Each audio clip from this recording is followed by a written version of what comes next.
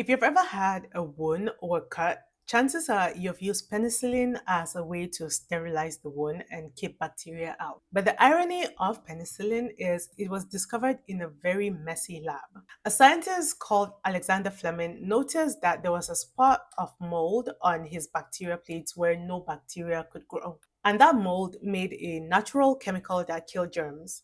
He called it penicillin. But the problem is, it was in very limited supply, and he could only grow it in a petri dish in his lab. And so he would keep molded food out so that the mold could grow and he could collect the little penicillin that he could. Years later, as more scientists discovered the miracle of penicillin and tried to grow more, they started using whatever containers they could find: bedpans, milk cans, and even bathtubs where they would just dump in large amounts of food and grow mold. But even this still wasn't enough. When scientists realized that they could grow mold in large steel tanks and feed it with sugar and nutrients to help it grow and brew. And this way, they were able to yield a lot more penicillin, which was used to treat wounds. But also, they found out you didn't have to use food spoils or rotten food to grow this mold. In the United States, a lab had found that you could steep liquor and syrup from cornmeal to grow mold and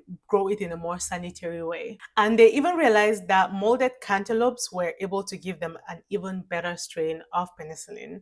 And so by the 1940s, factories were running giant fermenters fermenting cantaloupes to be able to get the drug that you use today to cure your wounds. So if a loaf of moldy fruit or moldy bread can lead to a drug that saves millions of lives, what else could be hiding in the fermented food in your refrigerator right now?